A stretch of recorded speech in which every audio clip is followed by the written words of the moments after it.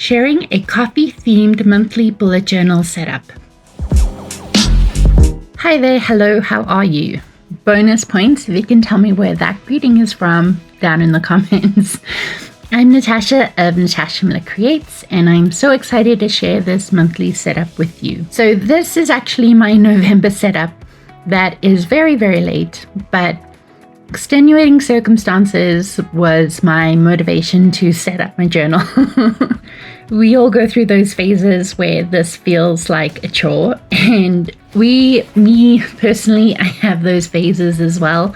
But honestly, doing art in this capacity is really therapeutic for me. I do a lot of my work digitally. As you can see, the hand-lettered dashboard I made, that is digital.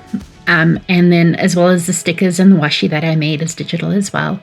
But sometimes it's just nice to use physical, actual product. And that's what I find to be more therapeutic than digital necessarily. I was dragging my feet on the digital elements this month. I made quite a few. There's some available for my Blank to Brilliant email subscribers that I have over on the website and linked down below through the blog post that you can go check out. So yes, if you want free stuff, free digital files, head on over to the blog and you can sign up for my email newsletter. But this month I decided on a coffee theme, and this is not my first time doing a coffee theme for November. But I wanted to do something different, so I spent some time thinking about it, and the number one thing that came to my mind was how drinking coffee is such a social experience. It doesn't matter what your culture is, what your background is, coffee tends to be shared amongst people. For me, it is shared in peace and quiet in my office, but that's not the original way that coffee was experienced. So I thought it would be fun to include some speech bubbles. So you will definitely see me working those elements in throughout my layout. But for my cover page, I have my hand-lettered dash on my left-hand side. And on my right-hand side, I'm doing my cover page with the month. I will be stamping the month November within the speech bubble. And I'm using acrylographs to paint in the color. I spoke about this in a previous video about how I like to paint with the acrylographs. I find the paint just goes a lot further and I'm not as worried about splotches or bubbles forming. And I kind of like the rougher effect of using it as paint versus using it straight onto the page. I'm also including my tabs for the month that I've been including all year so far. I am liking the tabs. I'm probably going to carry that into 2024. We are in the season of preparing for 2024. I'm waiting for my new notebooks I ordered from Archer and Olive from the winter collection, or the winter rewind nostalgia collection. And so once I get that, I'm going to set up one of those notebooks. I'm trying to decide between the composition or the denim and daisy. So we'll see. I still have some time before I can have to decide on what I want to do there. But my thought process for my cover page, for the background, I found a lot of images that I was searching of coffee shops. It's a lot of this abstract, minimalist kind of art and shapes and stuff. So I included that in my cover page and then just drew a simple coffee cup with a simple speech bubble. As always, I am including my borders on my pages. I used to make these borders different colors and different shapes and styles, but honestly, I'm really liking just the minimalist black border. I think I've been doing it for, 2 years now. But I really do like it, so why change it if it works? I'm using one of my favorite stamp sets from Studio L2E. It's called Skinny Alpha, I believe. And it currently is discontinued, but she did mention she was going to open the shop and bring new product in. So definitely something to keep an eye on. She has really fantastic products, so I'm excited to see what she brings for 2024. But I digress. This is one of my favorite stamp sets that I use consistently throughout my setups. And of course, I loved the font style and thought it really fit in with my coffee theme. So I decided to use it again for this theme. I also like outlining the colors, the items and illustrations in a darker color. So here I'm using a darker green and outlining from the lighter green that's in the abstract shape. And then I'm just going in and making the outlines a little bit darker. This is a brown color mothwing, I believe, but you don't see it as well, but it's better in person than on camera. And then I'm just labeling my tabs using a jelly roll.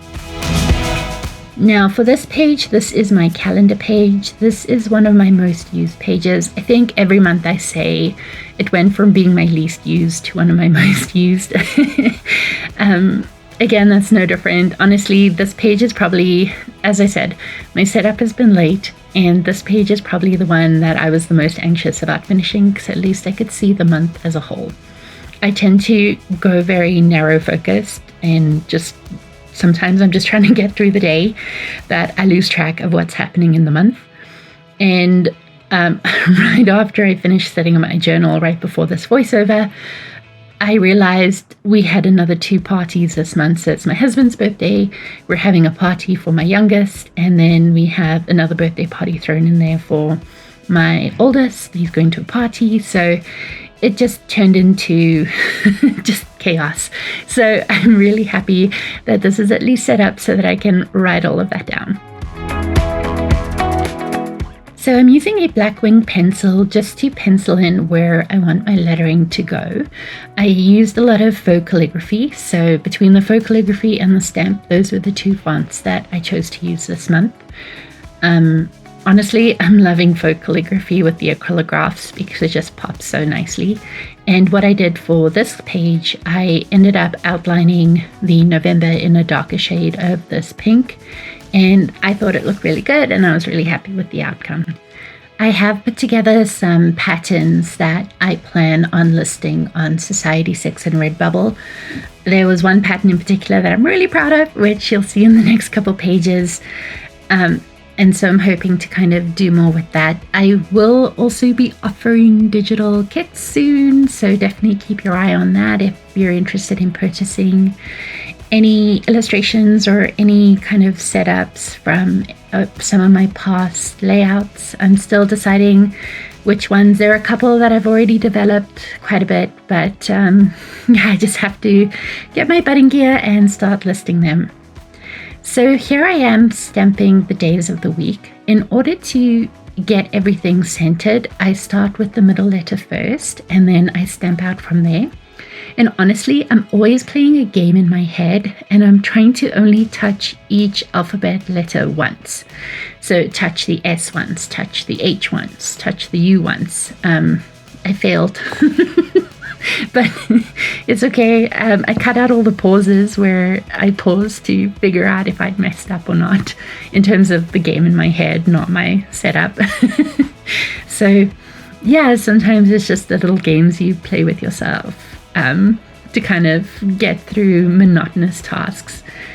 I was watching Selling Sunset, the new season, while I was putting this setup together, so there were a lot of pauses where I would just watch my computer screen because of something that was going on. I actually managed to finish all of Selling Sunset throughout my layout and setup and whatnot, so I'm a little bit sad that it's over. I don't watch a lot of trashy TV, but when I do, I thoroughly enjoy it, and Selling Sunset is definitely trashy TV.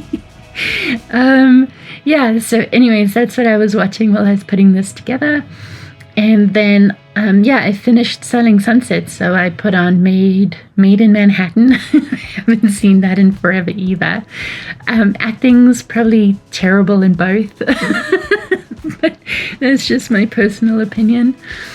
I'm going in with a monoline pen in size 3 to date my calendar. I always second guess myself when I'm dating these calendars because I'm always scared I mess up. Here I am adding a to-do column as well as a coming up next month notes kind of a column. And I sketch out my speech bubbles using the black wing, and then I go in with the monoline pen. This is a size 9 from Pigeon Letters. Now, in the spirit of not gatekeeping, I'm going to share with you how you can draw straight lines without using a ruler. Basically, you want to keep your wrist still and you're moving from your elbow. For me, I don't rest my elbow down. I keep my elbow elevated, and that way I'm able to drag down the lines without kind of getting stuck or going off course. You want to go slow and just take your time. So I apologize, my camera cut out. I'm trying to fix it. I don't think I can. I think the only way is to get a new camera, and this one's not that old, so I'm not quite ready to invest in that. So I will be better about, that's one of my goals for 2024, is to make sure my camera is actually recording what I'm doing. And then the pattern I was referring to earlier in the video is on the bottom left. You can't see it very well, but there'll be a better image of it in the next couple pages. So next I will be working on my notes page. This is just a page for anything and everything. Sometimes I write directly on the page, sometimes I use sticky notes. It's basically just a place to capture passing thoughts. I don't like to use these pages for any long-term things that I need to reference in the future because I find it gets lost. This is more so for things that need to be done in the next week or the next couple weeks versus things that I need to kind of ideas that I need to develop or work on. That instead goes at the beginning of my journal, or it goes in my content creation journal, or it goes in my Notion. I'm definitely still working on being better about incorporating my Notion and kind of tying in all my notebooks for how I want to use them.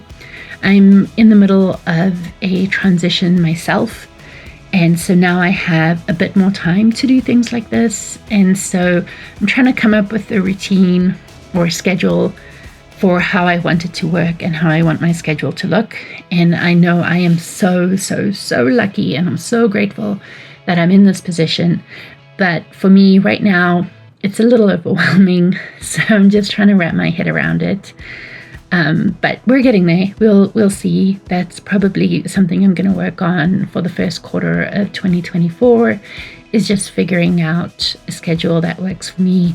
Batch working is a big one as well. And so we'll see. And I will take you along for the ride and all of my bullet journal setups and layout setups. So yeah, I'm excited to share that with you as that progresses. I like to keep the decorating on this page very minimal, since it is kind of more of a space to capture random ideas and thoughts. I do apologize for the camera cutting off the top portion of the notebook. I haven't filmed in almost a month now, so I definitely had played with some of the settings prior to this and didn't realize that I was so zoomed in. So I do apologize for that. But later on, again, it's going to get a little bit better.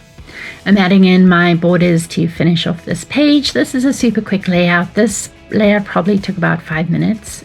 Honestly, it took the acrylograph longer to dry than it took me to actually do the lettering and stick down the decorative elements.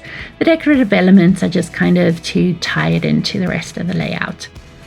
I'm labeling my tabs, and again, I choose my tab colors based on my color themes. Okay, so let's talk about my weekly setups. When I first started doing my weekly setups, I knew I had to just finish the first week because we were already in the first week. I needed it done. So I just kind of went back to keeping it simple.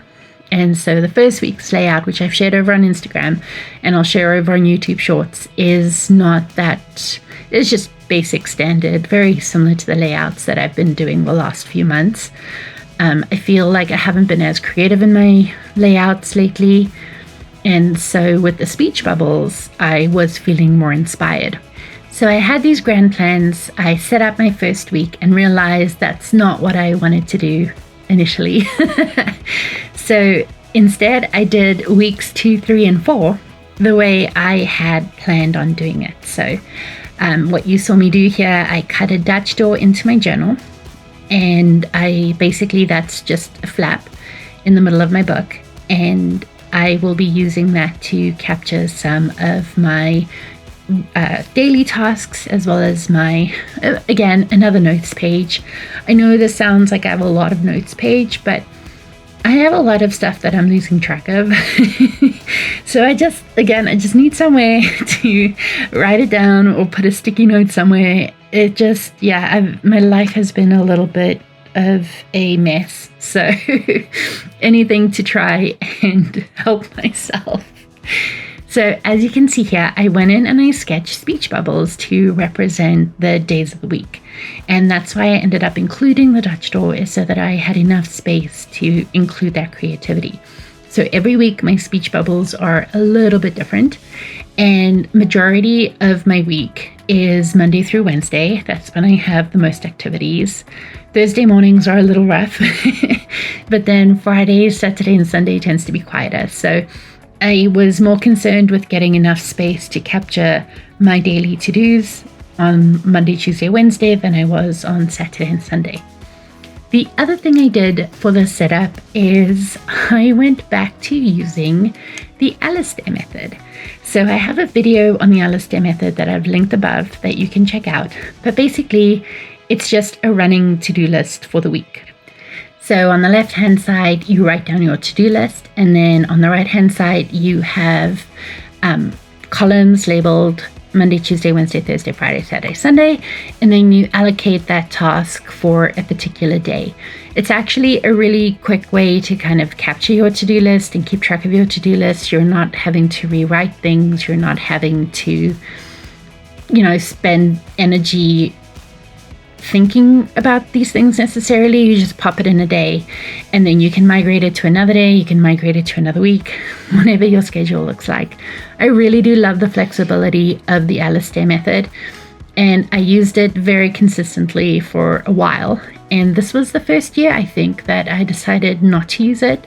So I thought it was really funny that when I felt rushed and anxious, it was the first thing I went back to.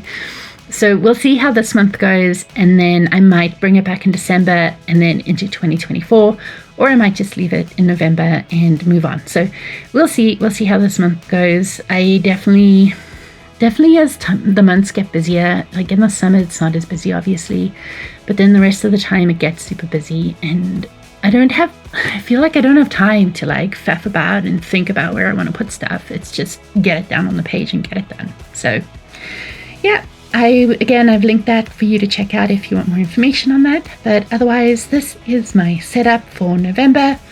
Again, you don't have to use this theme or these colors or anything for November specifically.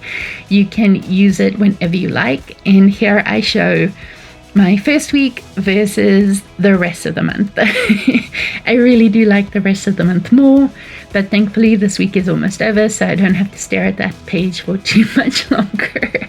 I get to get into the fun stuff pretty quick here. So thank you so much for your time today. Stick around if you want to see some more video ideas at the end of this video. And yeah, I look forward to seeing you in the next one.